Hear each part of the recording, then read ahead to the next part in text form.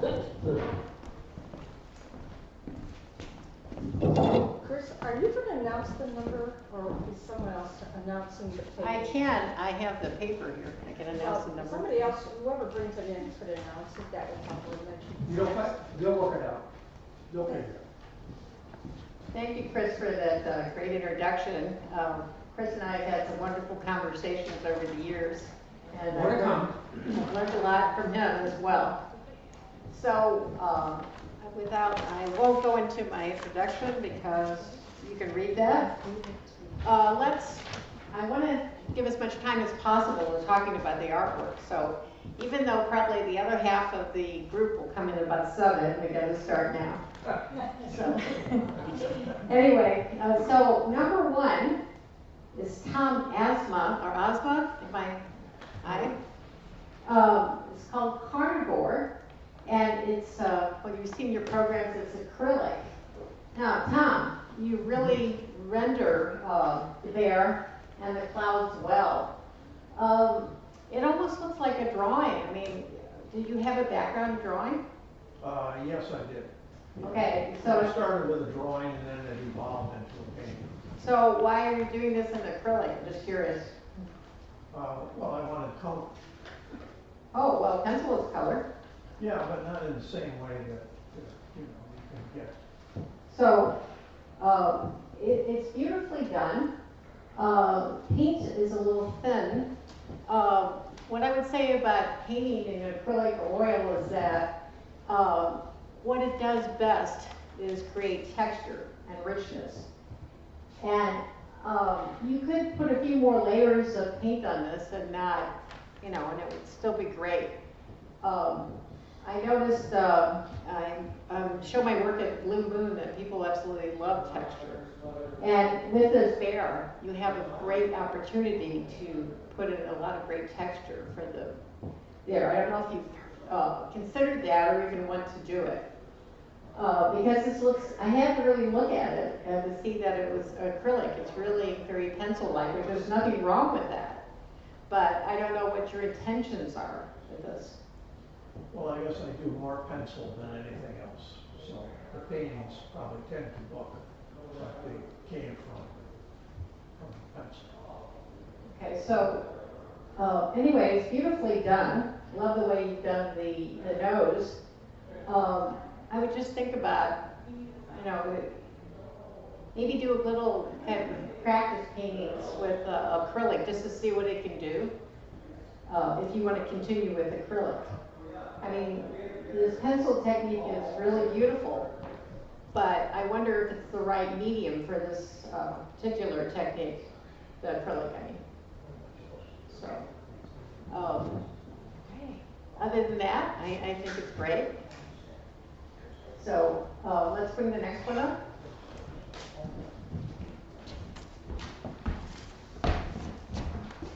Did I pronounce your name right, Tom? It's Asma. That's the way it's Okay. spelled. I spent a lot of time in Germany, so I tend to say Osma instead of Asma. Or the, instead of the Amstutz, I say Amstutz.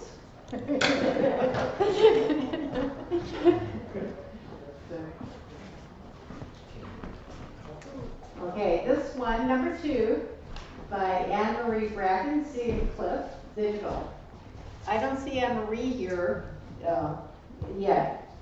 I've seen a lot of her work in different exhibitions, and you can see it's a manipulated photograph, probably in, does this need to be moved? The light is reflections on. Yeah, there's a lot of reflection. Excuse me, can somebody move this just a little bit, because the reflection is keeping people from seeing it well. It's an old problem. Yeah, this one particularly reflective. Is that better? Is that better? Thanks, Chris. Okay. Well, anyway, so this is a manipulated photograph digitally, and I've seen other work by Anne-Marie. The question I would have for her, were she here, is... She's not here today. Okay, not at all. She couldn't make it yet. Okay. She's traveling. I think that her photos could stand on their own. you know, without being manipulated in this way. It's an interesting effect, but it kind of takes the personality out of it. You know, there's so much texture already in this. I'm not sure the reason for making even more texture.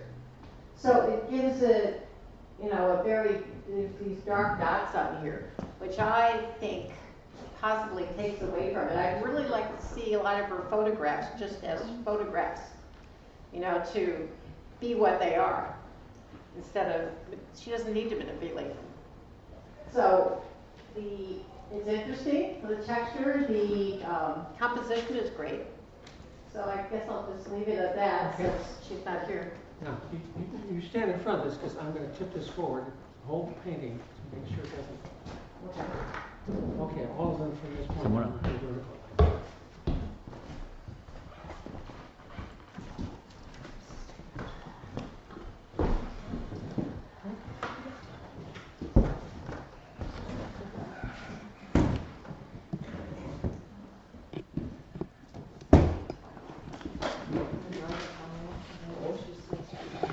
Uh-oh.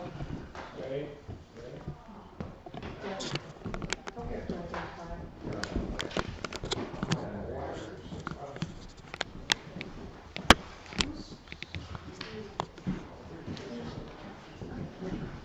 Where's the next painting? Right here.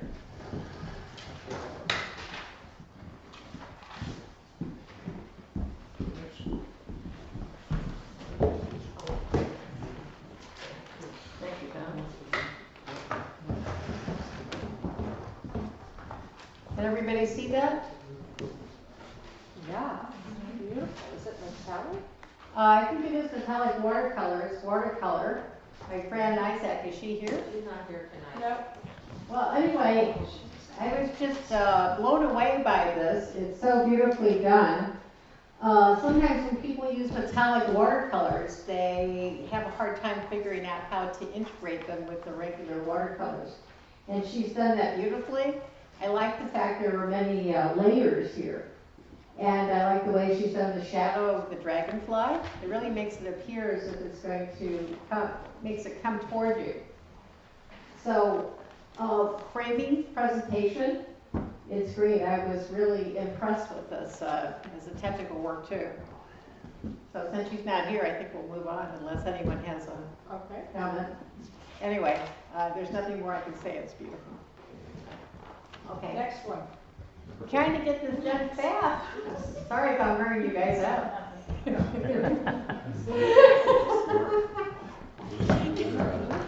no idea what we're doing.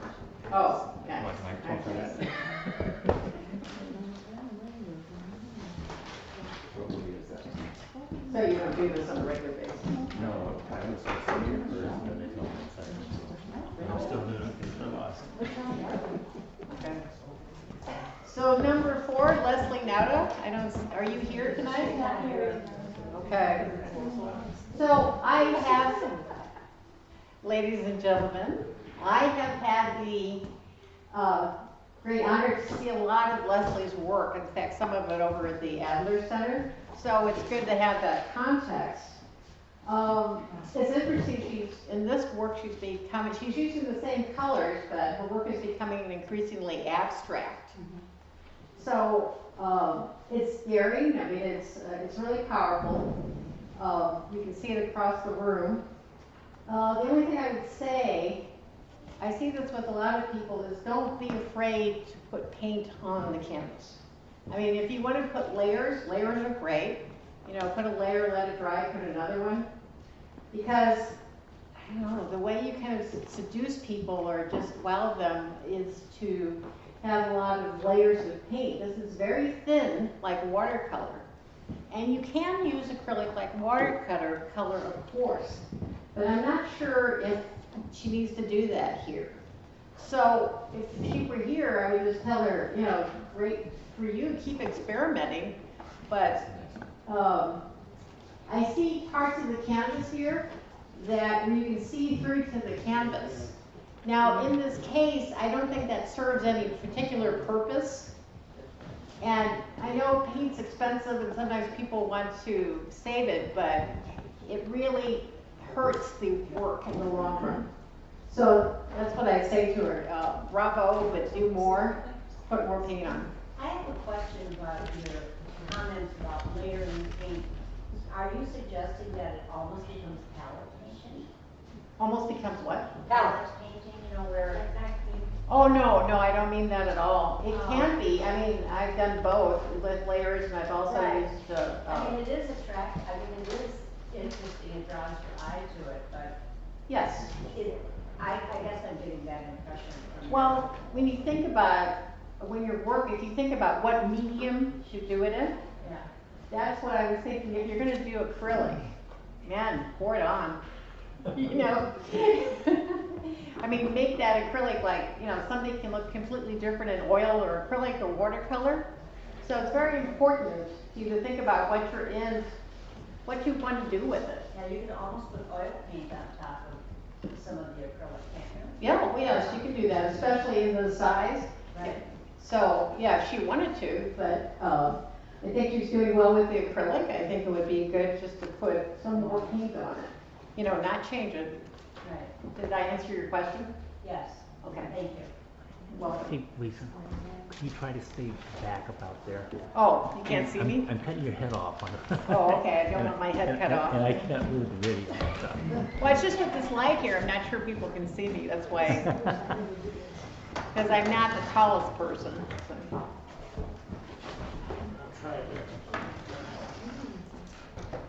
Hi, Mary.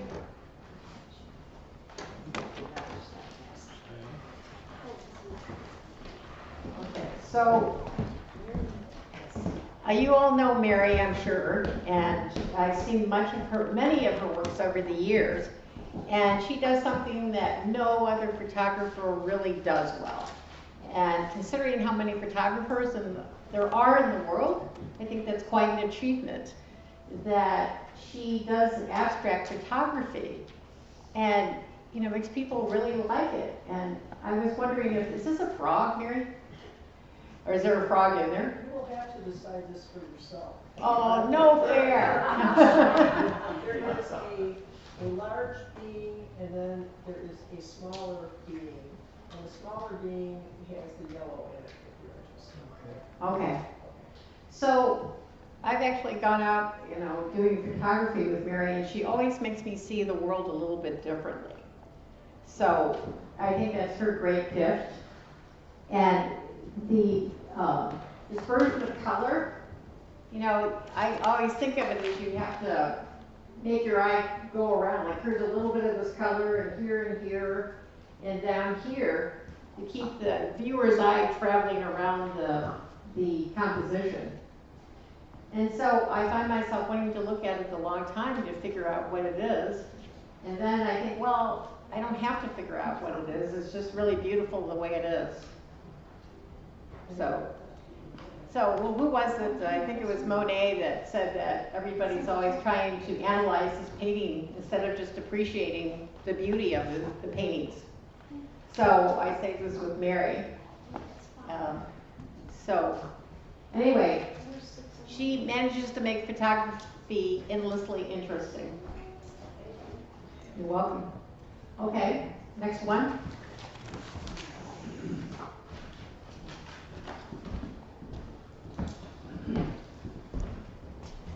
Is Samantha McDonald here? Hi.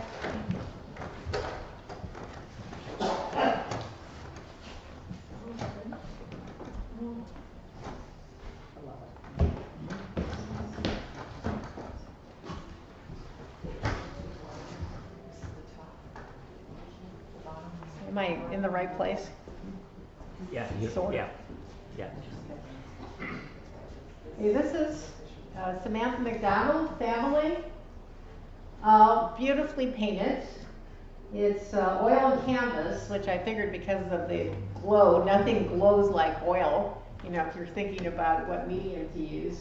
If you had done this in acrylic, it would have been nice, but it would not have glowed this way. Composition is great. I like the way you've done the light that comes through the surface.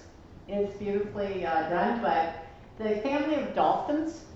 Okay, what part did you do first? did you do the background and then you did the, So, two things. This is, one out of two paintings. There's actually another one the same size at the bottom. So that's why it starts cutting off like that. I did do the background first, and then I incorporated the dolphins and then the fish. okay. The dolphins are beautifully rendered. All I would say is they look a little bit cut and paste, you know, as if you did them on another canvas. So I would try to add more of the color of the water. You have, you know, I can see on there to some extent, but I would layer a little bit so it looks like they're part of the water and not on the water. Do you know what I mean? Okay. And this is lovely too, the movement. So it's too bad you don't have the rest of the painting here. I'd like to see it. And I can see you're quite accomplished. Can I answer any question for you about this? This is my third ever oil painting I've ever done. Oh, wow. So That's it was fabulous. more of an experiment, and it was commissioned by one of my friends that just adopted. So it's a representation of their family, and their family is growing. So that's why I have the little baby there. Really, this is just the top half, and the bottom half will have more of the coral, more fish, sea turtles, more life at the bottom. So you're very skilled. I mean, oil painting, as I know from experience, is hard. It takes a long time, so I congratulate you. Just keep on going. And like I said, I would just put more layers over those dolphins just to make them look like more part of that water environment. So your friends are lucky. Okay.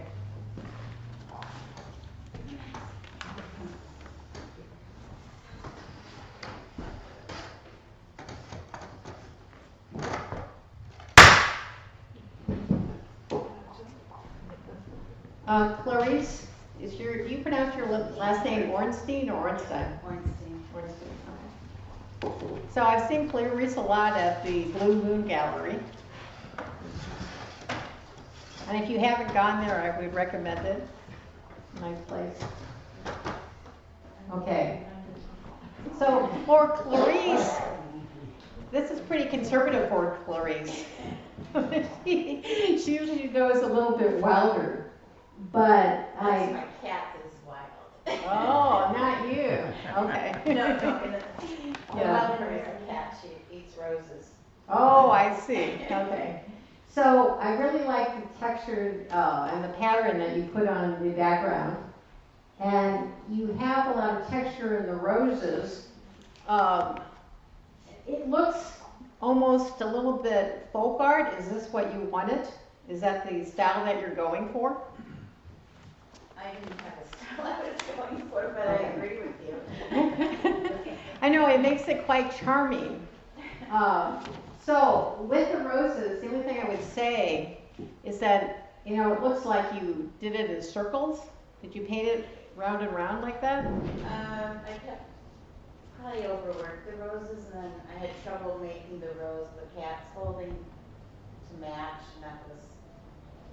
Ah, okay.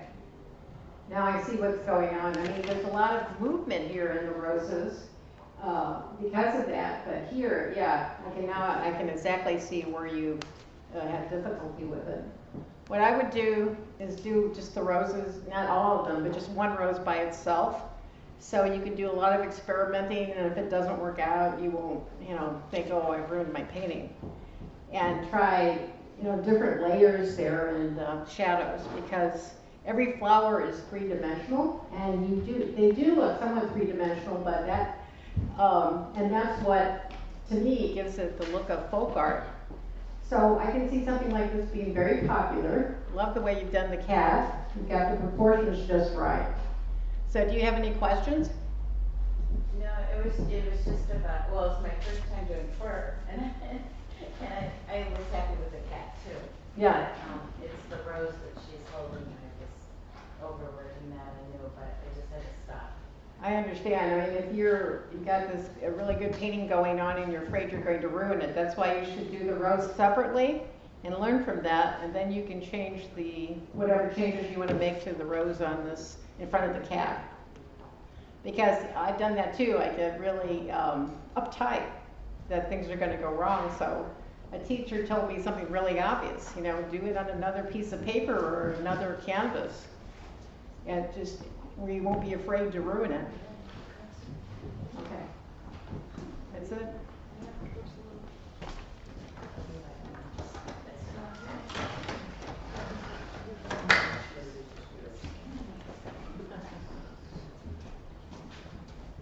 Dennis?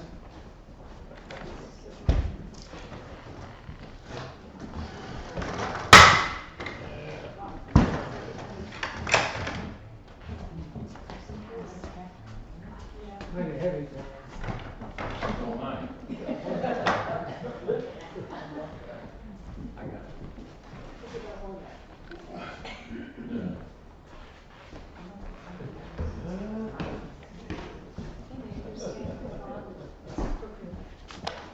Okay, Tom Kapheim, First Love, drawing. I've seen a lot of Tom's work over the years and in his gallery. The presentation, the framing, it's wonderful. It doesn't get in the way of the work. I think there's something, I don't know if I call it ineffable about this. There's something that, you know, at first I'm thinking, okay, is this an illustration? Is it more like your political cartoons? But there was something that kind of washed over me, this feeling of, you know, romance and the softness of the way you've done the paint. Is it watercolor? Pastel. Pastel. Really adds to that. So, you know, it's excellent. There's nothing I can add unless you have a question. No, I just like saying, I titled it First Love, and it actually means my first love was drawing. So while it looks like a love scene, it's a double. Well, as we all know, you know, our passion for art is a love affair too. So, okay, well, wonderful.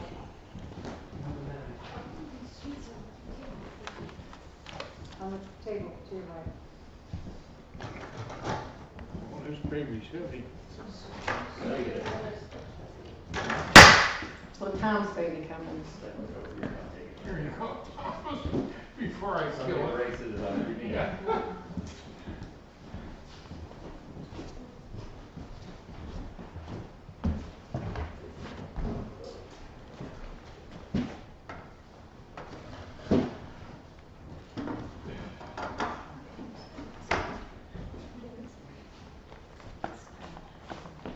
Jeff, would it help if those, if that was raised? Can you all see it? Raise it up a little bit, can you? Then everybody in the back can see it. Here, there's a-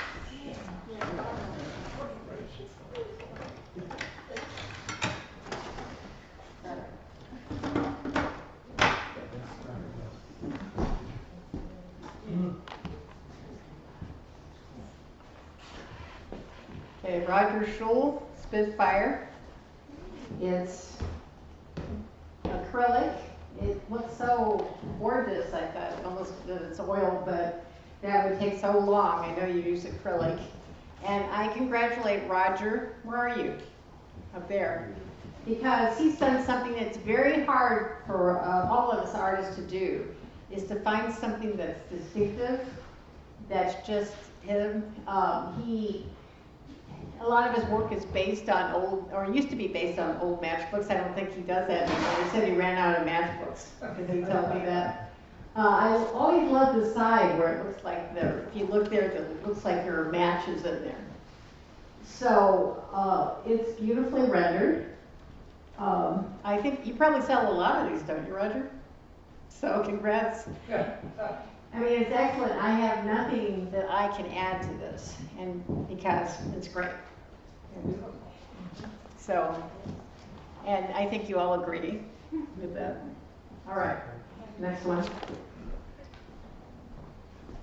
Ken.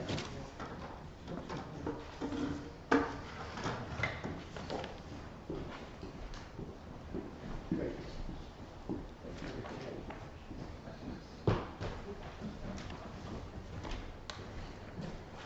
So Deb, do you say your last name Kalinowski?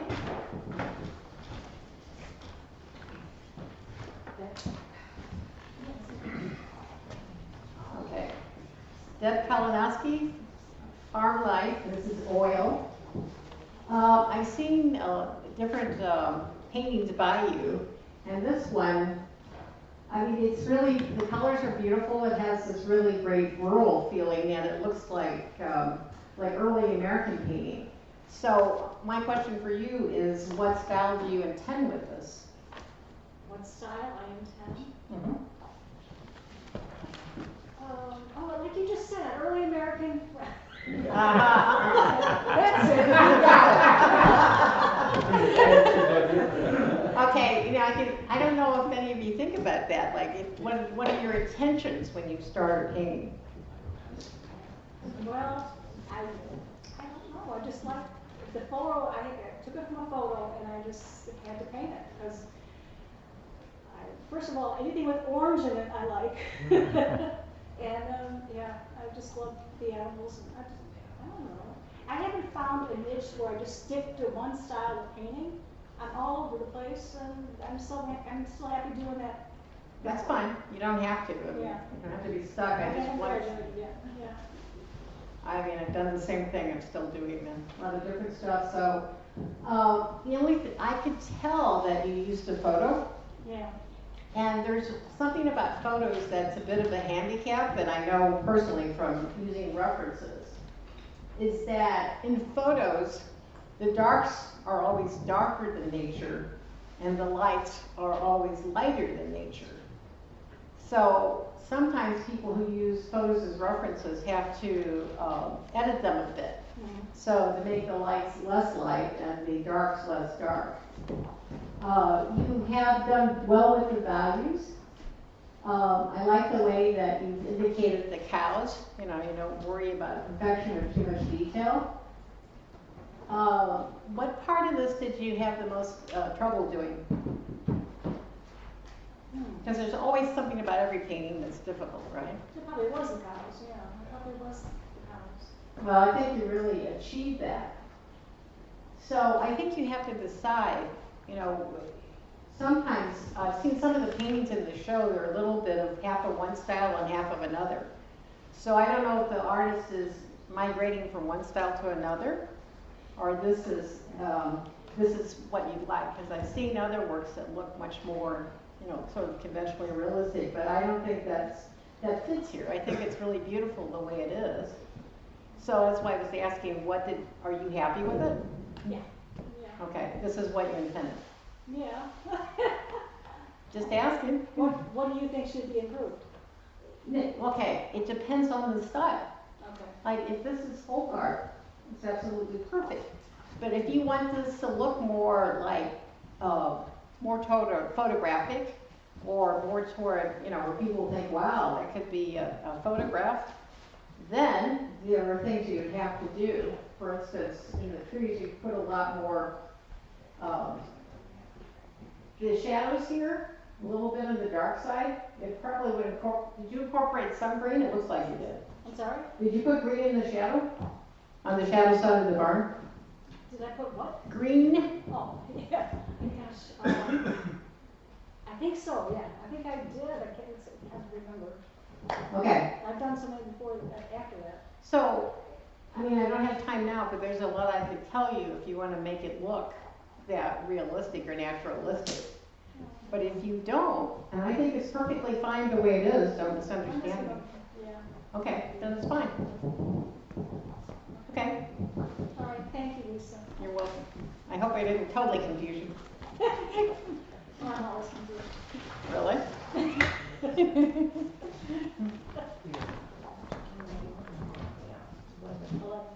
11 out of 24. Yes, I do. Only 6:38. Is that all it is? 6:38?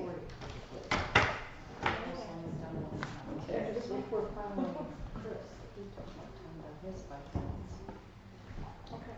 So this one, it's Marshall, I don't know, Philia? Yes. Okay, where are you? Hi. So there are a lot of really beautiful things going on here. And I love the figures, I love your feeling for the people in this work. But my big question is, this dark area here, What is this?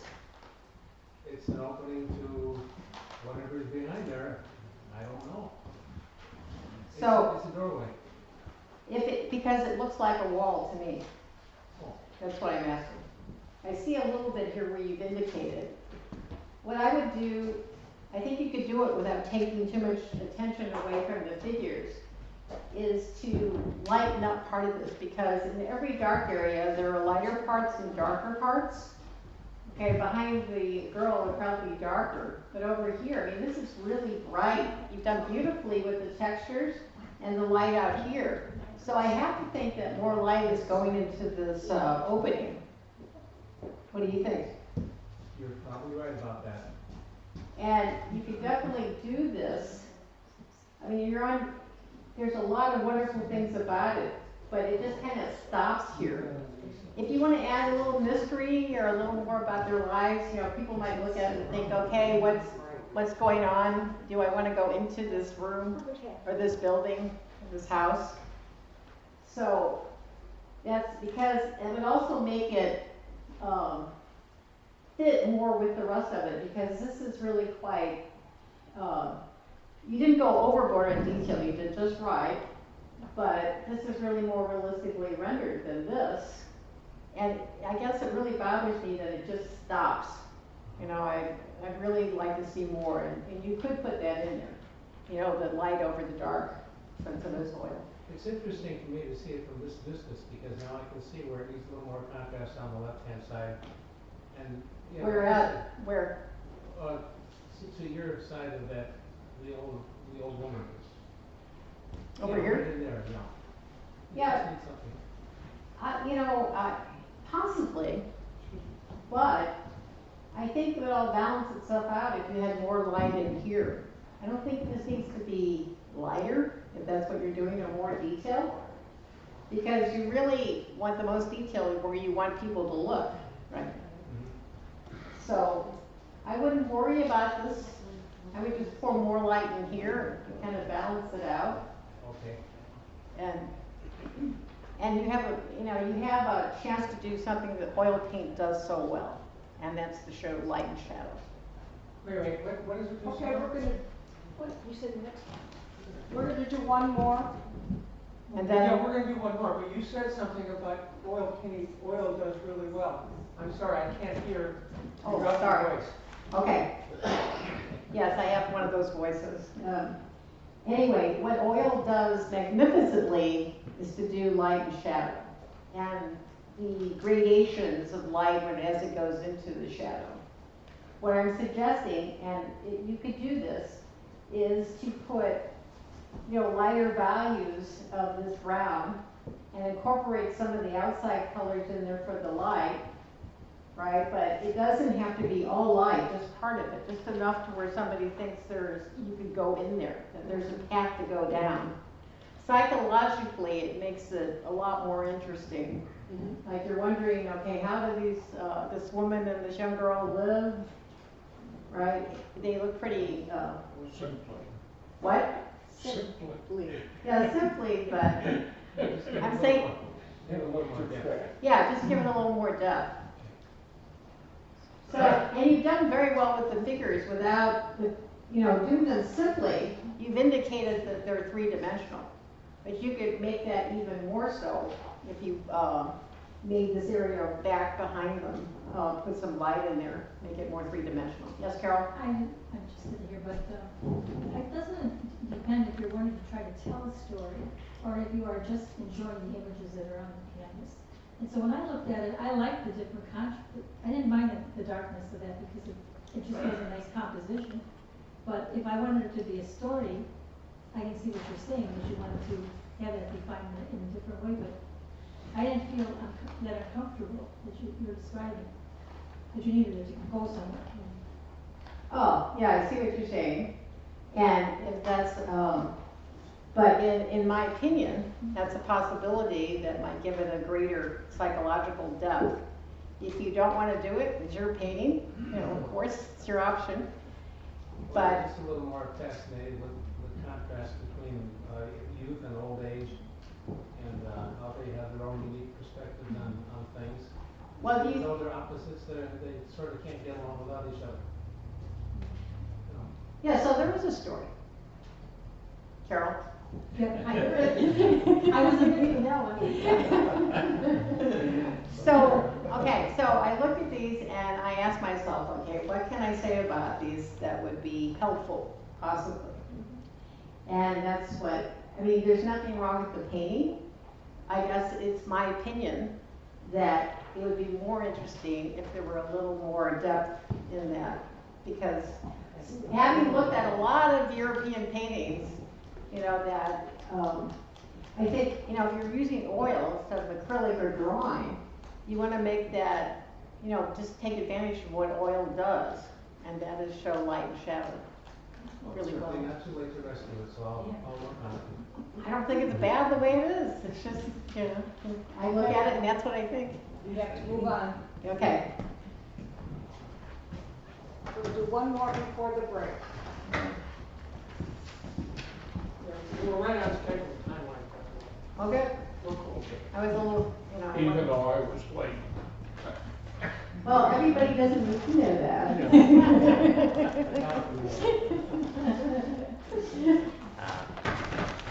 Okay, I know this is Oliver Merriam's. Oliver, hi. So, I want to ask you the same question that I asked Debbie. Okay, I've seen many of your works, a lot on Facebook, and there are some that I just absolutely love, but this one seems to be two styles. Like the top half of the painting is a different style than the bottom half. Okay, so what I want to know from you is, are you going for a certain style, or are you having some issues rendering things like you want them to appear? No, I don't see myself as going for a particular style. I was interested in the bridge and the bridge reflection in the water, and so I think I paid a lot of attention to that, trying to get it right. Yes. And in the background, I let it go with less detail, more of an impressionist approach, I suppose. And I think that was a really great decision, is to just let it go. Your foliage is getting better and better, and I see what you're doing here. But this and that is a very different painting than the bridge. Okay, so you've carefully done the shadows here, but the shadows on the bridge, they become very abstract. Because the darkness here is not alleviated with any sort of light, it becomes a flat shape. There's nothing wrong with that. And it does interest me, but if you're gonna go with it, that kind of style, maybe, or if you wanna do this, then you need a little bit more light in these shadows to make them render them convincingly. See, what I'm saying here is this bridge is a different painting than the landscape and the water. I see what you're saying. Yeah. And it's totally charming, but you know, it's like they're fighting it out. Is this abstract? Is it naturalistic? Is it realistic? Or is it a design? Of course, every painting's a design, but is it an abstract design? It seems that darks are darker and lights are lighter as they draw closer to you, and in the distance, the atmospheric effect makes things sort of gray and blue. Yeah, and the colors, I don't have any problem with the colors at all. Did you use a photo or did you do this plein air? I took the photo, it was a plein air exercise at the Mundelein Seminary. And when I got there, Chris engaged me in a long conversation. So long that I didn't have time to do a painting. It's all Christmas fault, I see. Okay, well anyway. Okay, been there, done that. Here, And you didn't hear a word that you said. so I'm telling you that this is not completely dark.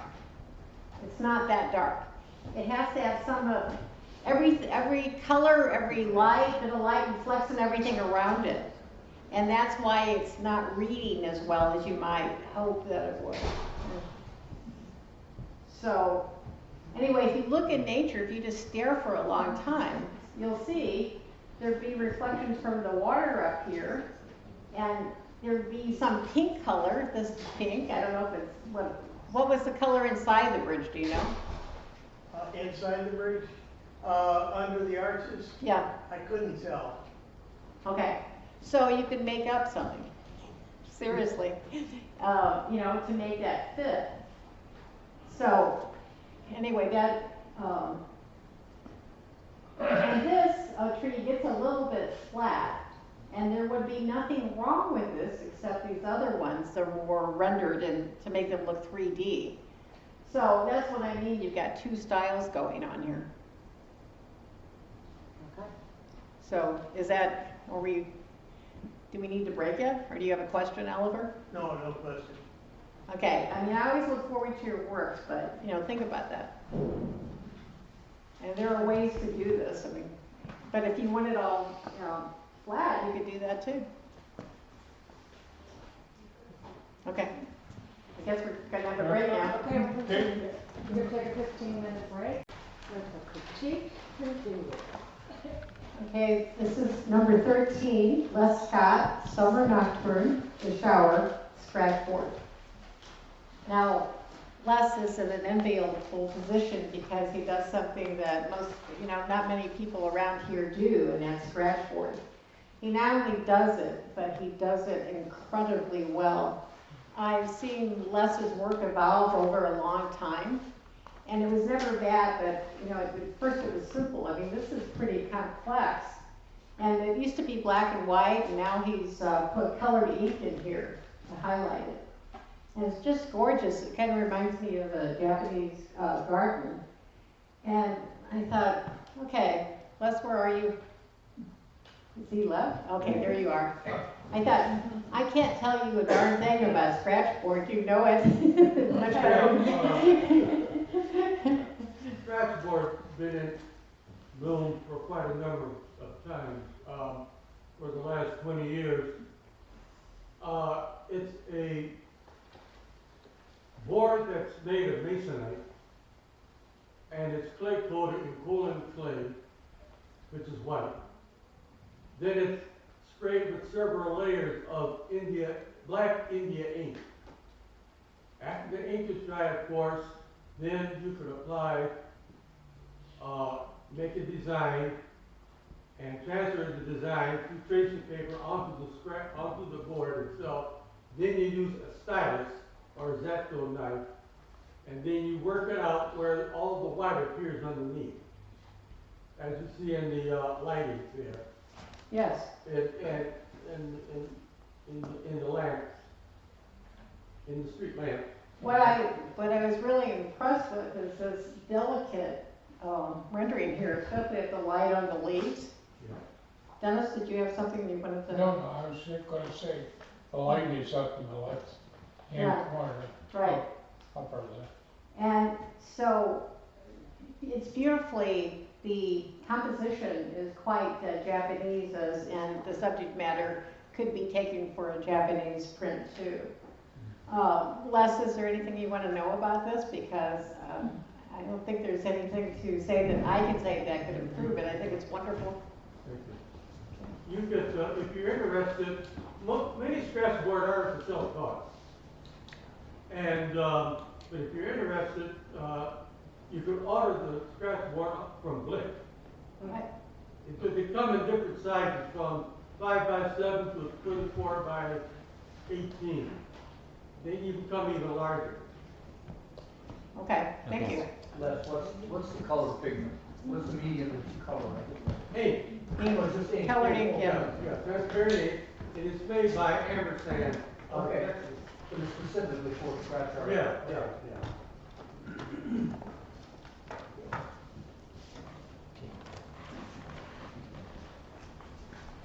Barbara Rogers, where are you? She's Not here? unable. Okay. So take this robe, and it's in oil, There are some really lovely things about this. Barbara, I'll start from the bottom. She didn't get too detailed, but there's enough variety here. She didn't, sometimes, I'm not saying she's a beginner, obviously not, but sometimes landscape artists put too much green, and then they have the problem of, you know, what to do. Green is a problematic color. I like the fact that some of the foliage here, not foliage, but the reeds, it looks like she just took her brush and kind of pulled through the paint to make this. And that's a lovely way to make very tiny lines in oil. So it works beautifully. Here, this little bit of green here, I know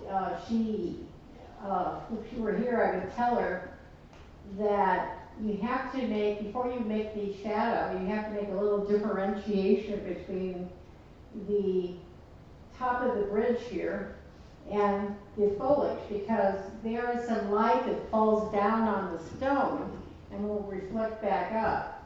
And unless you indicate the light here that's reflecting from the light source, the sky, or here, okay, it's coming from over here too, it isn't quite, it doesn't read as convincingly. And as far as the shadow, for this, I wouldn't just put green there, even though it may look that way in the photo reference. Combine the red she has here and the browns with the green. And if she really, really wants a dark value behind here, is to add just a tiny bit of black to it. So you take the color green, you have this complement red. You want it a little darker, you can put a little black, or if you want it lighter, put a little white in it. Okay, but mix the red and green first. The order is important. So I like the abstract nature of the foliage here. This one, because it's a little bit closer to the viewer, this tree, I would render it, put a few more shadows in here on the leaves, because every leaf, I'm not saying do it individually, but every leaf has a shadow side and a light side, okay? But if it were done in just this very loose way that she's done it, it's fine. I like the fact that there's some light in here, but inside the shadows, there are no shadows unless it's dark, pitch dark, that are totally dark. So here she's tried to put in some of the lighter tones. What I would do is mix the lighter tones separately and then apply them here. But I can see that there's light here, she's done well. But there's this light patch here, and she shows here that this part of the bridge is lighter. So there's a lot really going on that's beautiful in this painting. This is, if she wanted to know, okay, what could I do? Those are the things I would say to her. So, anyway, well done. Next.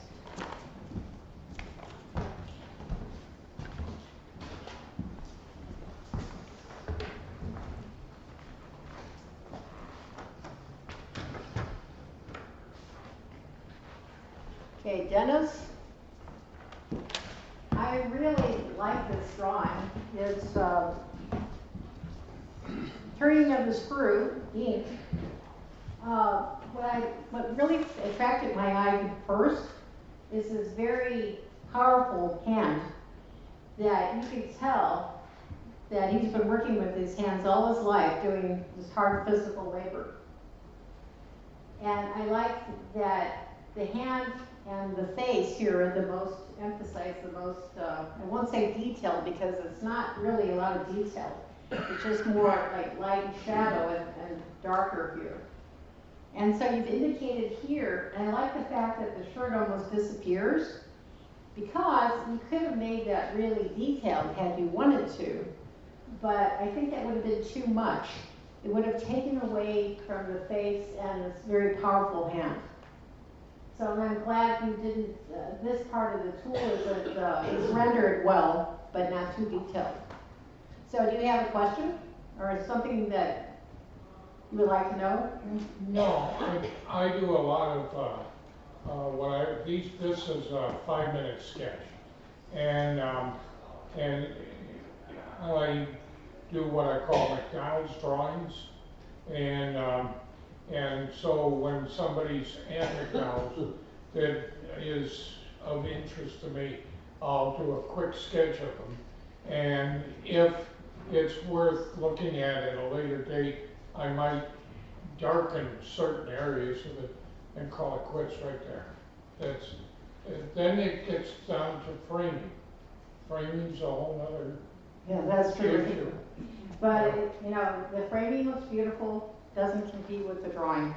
That's great. It reminds me of some of Van Gogh's early drawings. No, I don't know if you've I'll looked at take that. Yeah, take a look at it. So, well, Even though he did get better later, you know. yeah, his early drawings, he did have some trouble with the proportions. Like the legs could be too short, or the, you know, foot isn't exactly drawn like it was, you know, the shoes done in weird ways. But to me, I love those drawings because it shows, you know, they try to put him way on top of a pedestal like he was some kind of demigod, and he was a person. And it shows his struggles. And then you see how good he became. You know, so I think it makes me appreciate him even more when I see Van Gogh, his early drawings. So, anyway.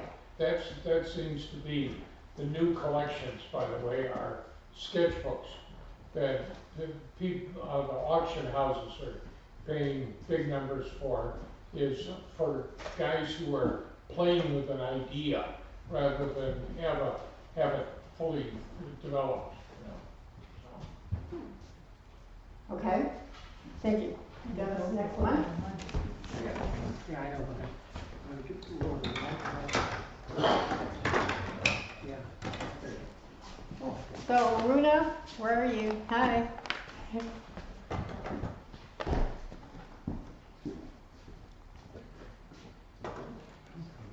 Hook it on top, if you don't hook it on top, it'll fall over.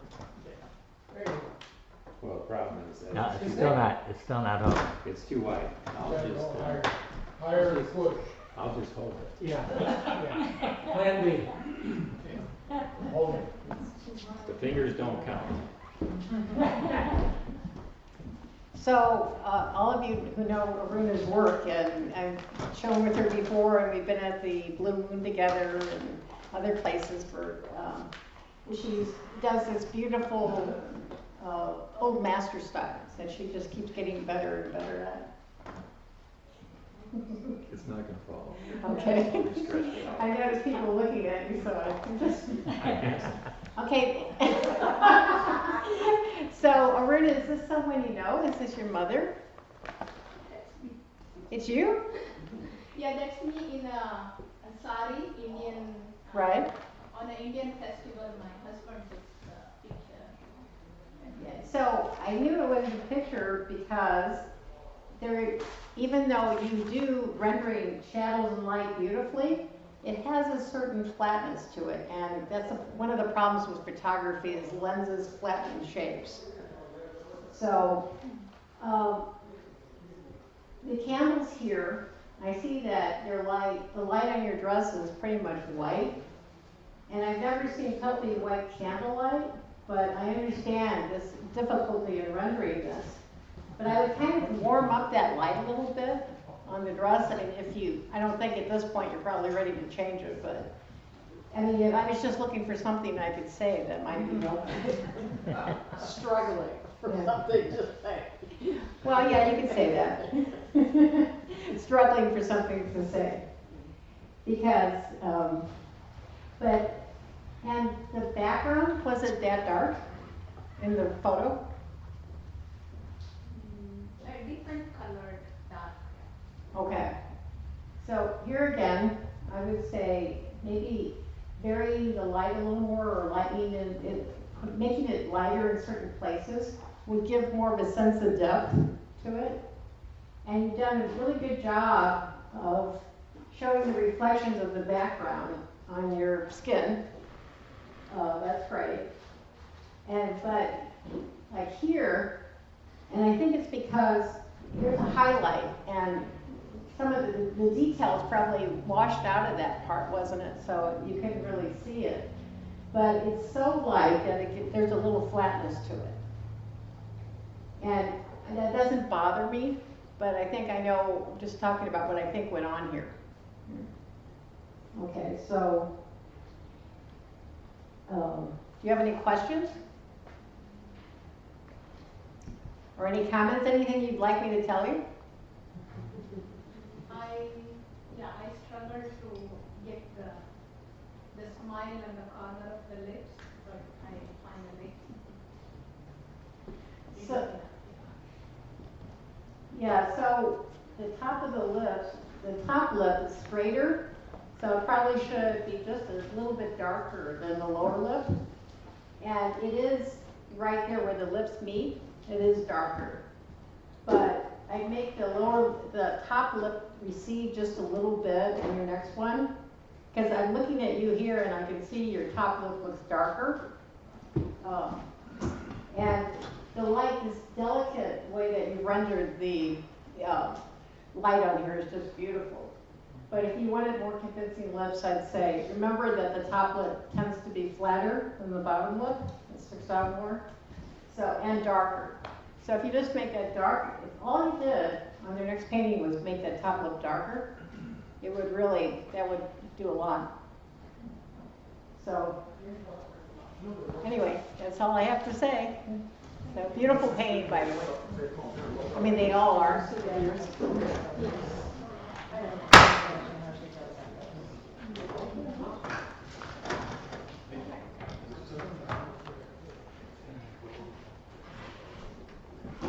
Okay, Judith Williams, Creepy Hollow, and I think I know why you're saying that, but this, I love this tree, by the way, it's fabulous. You haven't made the mistake of trying to make a tree, you know, just like one or two colors. You put so much into it. And if you look closely at any bark, you'll see a number of colors. So, congratulations. And obviously that's the part that fascinated you because it looks like you spent the most time on that. Is that correct?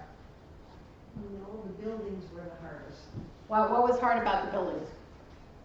The proportions. I like these little touches, the cat and the birds and the bird feeder in the house. It makes it live. I wondered about the face here in the back. Well, that was part of the Creepy Hollow theme. Oh. There's a face in that. Okay, I didn't know. Tree too. Both trees have faces. I see. And then there's a medallion on the barn that has a face. So, what's the last thing you said? There's a medallion on the barn that has a face also. Oh, of course, it looks like a moon almost. Have you considered making this a different type of day, time of day? If I were capable of it, sure. No, I wouldn't, okay, you are, you're capable of all this. I think you're capable of, you know, what I would do, if you really want to make these pop, these buildings here, is make this a little darker, like it's twilight. And then then you get more of the feeling, Creepy Hollow, it's about dusk and, then things are really going to get interesting, right? So, the shape of the barn is great, and the house. What did you use for the shadow from the eave onto the wall? Probably blue and a black together. Okay. I'm not sure. Which, in some cases, that would be the right colors to use, but here it makes it look solid black, which makes it read less than convincing. So I would mix red, blue, and maybe put a little bit of black in there, but not too much. And when you're doing a shadow, most shadows are somewhat transparent. So if you wanted to do this, don't have to, I would paint this red, paint out that dark, the shadow, and then try that. Says every color reflects in every other color. I would put just a little bit of this red into this darker patch here in front of the barn. you know, mixed, not pure red, but mixed red and green together. You know, maybe more green than red. Then I think that will make it read more convincingly. The same thing here. So, but it's really imaginative, and I thought it was fun. So, bravo. Let me just keep working. Yes. From here, it looks like the roof of the other building sort of disappears. Where? The roof, the green against the blue, it just doesn't. Oh, well, it doesn't appear that way, but if you made the sky darker, you would solve that problem That's right. immediately. That's right. Yeah. They're both the same value. Yeah. This could have, I think the light seems to be coming from, okay. From the back almost. Yeah, but I think there should be a little bit of dark here, because this part of the building is gonna be casting a shadow on this, area here, this entry. But, This is one of those paintings you'd have to start over, because you're gonna put orange in the background for a setting sun. And that leaves orange against the red barn, which gives a whole different tint to it, you know. oh, okay, well, I was, no, okay, no. One of the wonderful things about being an artist Right. is you can make that world look like whatever you want, you know? It doesn't have to have orange in it, just because mostly sunsets have a lot of orange. You know, you could be like almost dark, see? Then you don't have the problem with the orange. Like a storm is coming. Yeah, the storm's coming. Put some grays in there and, you know, that, and that, you know, that really brings forward your theme here. So, I wish you would do one of this tree by itself, because you obviously love it. And, I mean, it's great here, but and here again, it's almost like a different, it's so rendered so well, and these are rendered more simply, that it's almost like it's part of a different painting. Do you know what I mean? Okay. But, having said that, I like it, and keep going, and any questions? Okay, next one.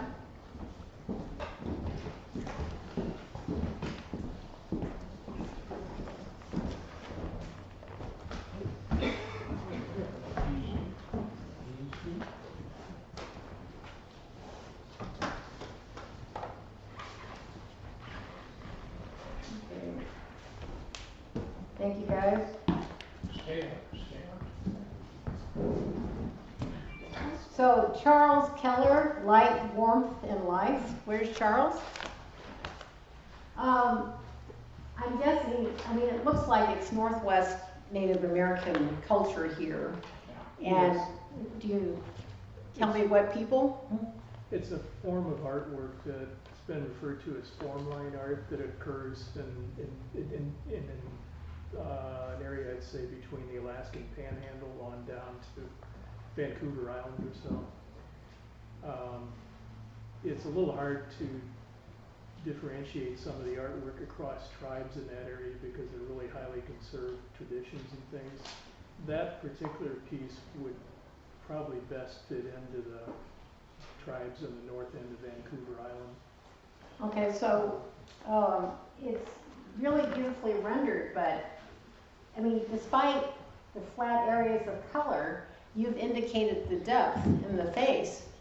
And I wondered what it is that fascinates you about this. I'm just curious. I guess a lot of things, actually it's been an intellectual interest for me since the 1970s or so, when I was in grad school in Seattle. I just find it fascinating because of the traditions being so highly conserved and how the artwork was made. You can find examples, not with paint, but carved things that date back for thousands of years and have been found there. And it just, for me, I just enjoy trying to work in that style, form lines. Well, you've done this quite well, so that's why I was wondering, is your intent to keep making these Cause I think I saw you made some cars too, didn't you? Is that you? What? Cars, like plastic cars? No. No, okay, that wasn't you, but it was a very similar style. Okay, do you want to know anything about it? Cause I'm not sure what I could add. It's beautifully done. Yeah, the only thing that is a little unusual about it, I think, is that traditionally having an orange secondary color and a red primary color for the main form lines would be unusual before, say, the early 1900s or so. Okay, well, thank you for telling me that, because So I it's didn't more know what modern. the significance of the This colors were. particular piece is a little more modern take Modern. on. Yeah, so is this, the colors, is this your decision to Yes. make the colors? Okay. Well, it works, and I don't know what, the tribes would think about it, but that's, luckily you don't have to concern yourself with that. You can do it the way you. I'd actually like to know what they would think of it, but I also would say two things. One is that I always am sure not to misrepresent it as Native American art for two reasons. One, it would be offensive to do that. And second, it's a federal offense to sell artwork under false pretense of it being Native American. But I guess given that I have at least 2 or 3 books at home of how to create this art that were published by indigenous artists on the open market, I don't think they would object to what I do. No, I mean, you got the, of course that's excellent, not misrepresenting yourself, but I don't see why you couldn't do it. You can't do this. I do make an effort not to compete with them. I don't sell on the internet, for example. Okay, It's beautiful. thank you. It's quite beautiful. Next one, please.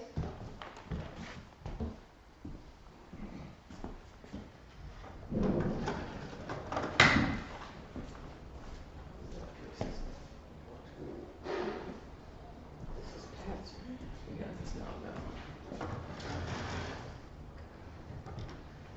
This doesn't look like the screen diesel. It's different. Okay, Pat King. Rooted in Beauty, watercolor. And I don't think Pat's here tonight, is she? Oh, there she is. Hi. The light's striking in my eyes.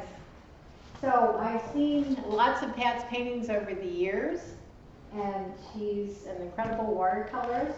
I love the texture, the way you've done the texture on the bark. I know you're really good at putting in these dark areas behind the light, to get this sense of depth. And I think a lot of watercolorists struggle with that, and I think you have mastered that. I know you have. I've seen enough of your work. I think it's interesting that the leaves here become somewhat abstract. They become an abstract pattern, but I think that really works for in your favor, in the favor of the painting, because you don't want everything to have the same amount of detail. Because for some reason, who knows why, that ends up making the painting look rather stiff and kind of dead. So you have chosen wisely to make this design. So I don't know if I can tell you anything, Pat, so do you have any questions? No. Okay. So congratulations, beautiful as always.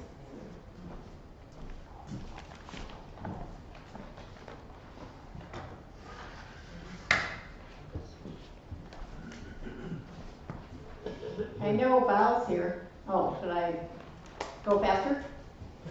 Okay. So how much time do I have? Right? How much time? We still have a bunch to go and only about 5 minutes to do it, but. Oh, okay. But So no that's pressure. okay. We have time on you. That's the end of the world. Okay. So That's fine. Val, beautifully done. As I said with some of the other paintings, I would put more paint on there because you're doing it in, is this oil? Yes, oil. Okay, if you're going to use oil, do what oil does best. Put enough layers on there that, the highlights on this shine like you're looking at a photo. I love the shapes of the glasses. You've done quite well, and the bottles. I would just go into it more and, you know, show more of the, what you see through this. And, yeah, me too. We all want some wine looking at this. Anyway, all I can say here, you've got this great beginning. I love the texture of the background. Is that some bamboo or rattan? It was bamboo. Okay. So I wouldn't do anything to that, but I would definitely, you know, put more pink because you want this richness. If you're gonna have like wine, which is a rich, you know, wonderful drink, and grapes, you know, just show it for all the sensuality it has. And the way you do that with oil, of course, is put more paint on.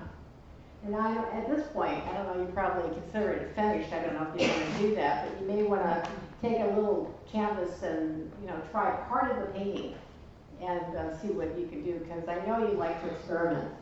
Yeah, this painting was done for a class project, and it was, my concern on this one was I'd never painted glass before, and I wanted to see how I would do on glass. That was one of my intentions in this painting. Yeah, you did well. Yeah, very good. Okay, next one, bless you, Carol.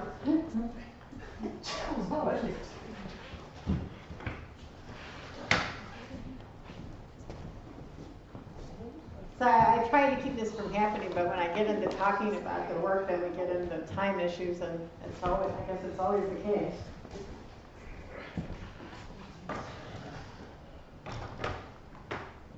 Okay, so Jeff Carroll, meditation, photography. This is perfect.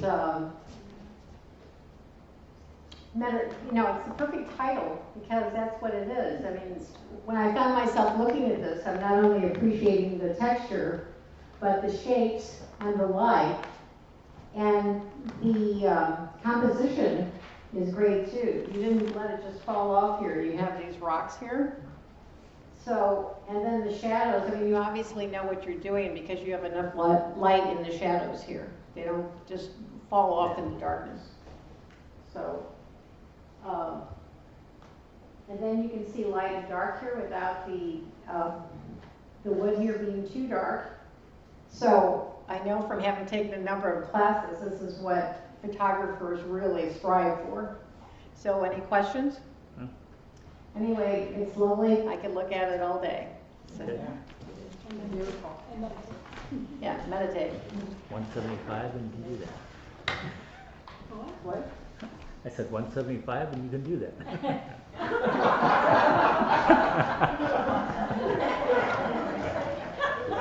Once you're retired.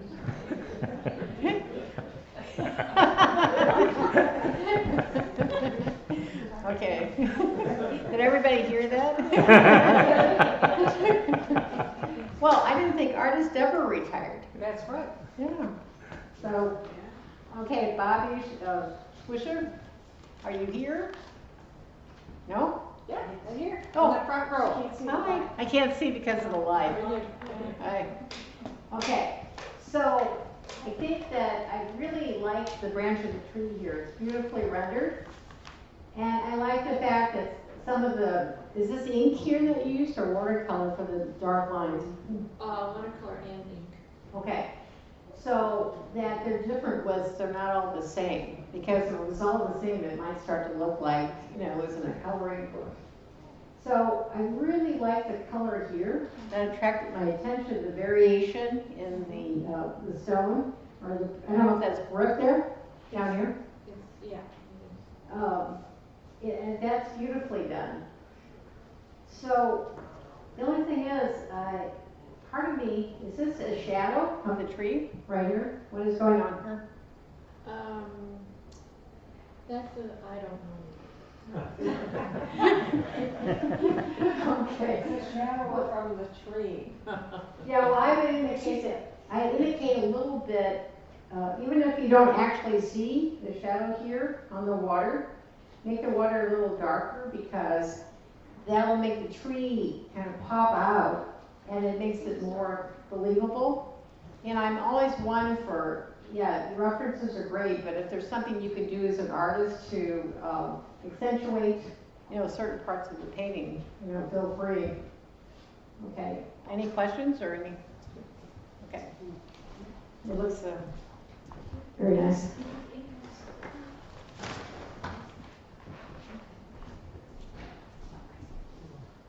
Okay, Gail.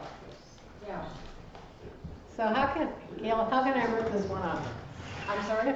How can I rip this one up? Rip it up, rip it. Rip it, no, I won't, I'm just, No, I it's mean, a, it's a beginning sketch of a project that I'm working on. So, and it's supposed to be more modernistic, okay. but I got carried away and I did too much detail. It's just it's too many styles. I was making a joke that fell flat, and the only thing I would say, with this is it looks striped. Are there stripes here, or is it shadow? Those are strips of stone and those are shadows. Okay, so you've got the sense of, 3D. The darker areas, I'd make them maybe a little darker just to give the feeling that, it goes way deep in there, the crevices and the different type of the stone. And I would make this not quite so transparent only because it is right at the bottom. So usually, the way that we read paintings in the West is what's at the bottom is closer than what's at the top, right?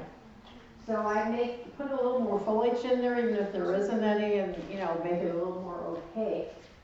Well, there was a bigger tree there, but I didn't want to interfere with the stones. Yeah, I think that was a wise choice, making it smaller. I like that each stone varies.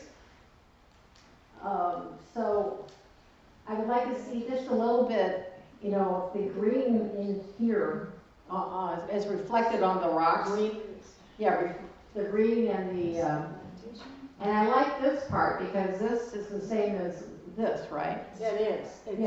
It's just like more of a sandy formation. It's not really rocks, but it's the same material. Yeah, and you succeeded. It doesn't look like a rock. It looks like a formation. Okay, I'm glad you told me it was a study. Now I see a difference. Everywhere. Yeah, it's not. I don't know if it's going to be horizontal or vertical or what, but I like the stylized look because that was inspired from these stones because they look so severe. They are, yeah, you got that, and so I take it you wanted the sky stylized too. That's right. I like the sky. That's the way I want the whole painting to be. It's just like. Okay, now I get it. All right. Okay. But then I got carried away with all the detail and yeah, but you won't next time. It sounds like you're going to do more of these. Do you think this guy's okay? I think that. Is it reasonable? Is it believable? It's believable as a stylized sky. Okay. Okay, and that's stylized too. But then this starts to get more conventionally realistic. So what you have to kind of hold back on is don't make that look, too real. Make that stylized as well. Make more planes of solid green Yes. and shadows. Okay. Yeah, like this is planes of almost solid planes. But then make the rest of it like that Yeah, I too. think I want to do that. Okay. Thank you. You're welcome. Okay.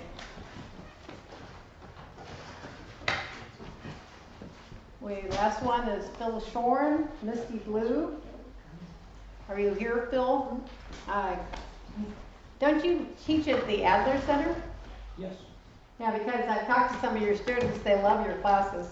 Thank you. So I have seen several of your work. The only thing, the technique and all is great. The only thing that bothered me is that the flower, the bloom, it's almost, it becomes almost something else, a different type of material. Like it's. I exaggerate what I see. I like to exaggerate it. Okay, that's good to know. Because, see, that's why I asked about people's intentions, what they intended for this. Okay, so is there anything that you would like to know? I mean, you're a teacher, so you're always telling other people. The problem with the piece was my wife.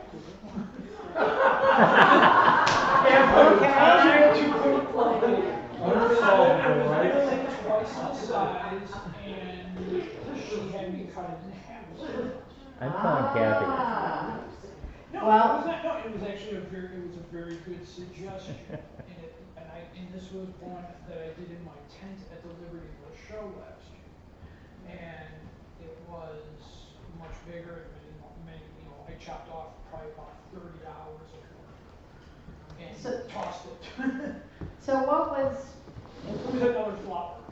and why did you chop it off? It didn't look right. It was too balanced. Ah, okay, yeah, you do have that asymmetrical It was balance too going. balanced, it was just too even. Okay. I'm glad you added that, now I see it. No, I mean, now I see it in a totally different way. It was, yeah, I exaggerate the colors. With light, I make lighter. With dark, I make darker. Okay. Les, did you want to say something? You know, what type of board did you use as a black? That is a black Artigan paper. Black, what is it? It's a Strathmore black paper. Strathmore black? Yes. Okay, I'm told that we're running behind here, so I hate to stop this, but I know you guys later will talk about art materials. So, okay, that's the last work, and now we'll do the awards. I'm told I am going to announce them.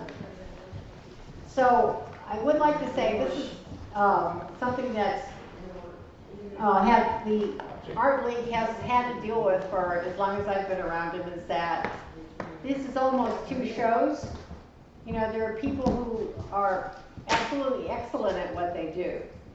And so they're in one category, and then there are people who are doing it more for the love of it, and they may not have done it so as many years, and they're still learning. So what I wish is that there were two shows that I could, from people, two kinds of shows. So this is Number 3. Fran? number 3 is, I'm trying to, okay, this is the honorable mention, Yes. second mention, because it was just beautifully done. I love, okay. I know there's not time to talk about it, so I'll just leave it at that. She's not here, but she will love what I tell her when all the things you said. Okay, good, I'm glad you will. All right, Very happy. so let's do the next one, because I know we're really, No, we're on schedule now. We're not. we're on schedule now? Okay. Take a breath. I don't know what this is. No, you want the next honorable mention. Third place? Next honorable mention. Well, Turn it around, let me see.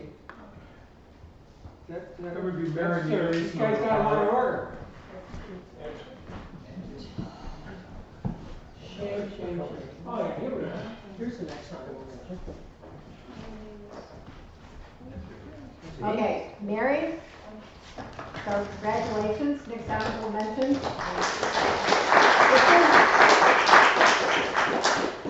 I mean, you are a master of what you do. I wish I could give out more prizes, but there are only 24. So, I'm very happy with this, thank you. you're welcome. Third place. Third. Okay, here we go. Okay, I chose, by the way, not to give a best of show, and I'm glad that I had that option because it was so hard for me to try to pick out something that was so much better than the rest. It was best of show. There were a lot of great work, so I'm glad that I didn't have to do this. And these 3 awards, I would put them all on the same level, but for the purposes of the awards, they have to be first, second, and third. So this is third, and congratulations, Roger.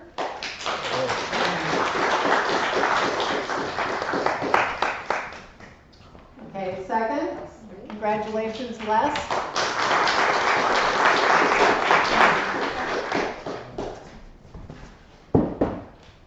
For fourth place, we need a crane. Yeah. First place, we need a First crane. place, you do need a crane. I Well, know. maybe the I artist will picked do it us up the once honor already. of pulling it, putting it up there. You're the only person I know who would use that large a piece of glass. Usually glass isn't what you worry about. Okay. I got it. So this It's first place, and I think first, second, and third, they're all equally talented artists. And it was a real pleasure to award them. So congratulations, Tom. So thank you for inviting me to do it. It was an honor. Okay, Tom, leave it there for a second. Oh, that's right. I'll take your pictures. Remember, we're gonna Okay. have a photo shoot for all the, award winners on stage. Yeah, you can't leave award winners. Is that it? I think so. Is there anything else, Gail, or? Oh, I just wanted to thank you for that. Giving us a new perspective to look at Okay, things well, as maybe far we as can- with the style person, and with what the we're painting, yeah, that's fine. aiming for. Because a lot of times we don't have that in mind when we start a painting. We're just painting. Yeah. You know,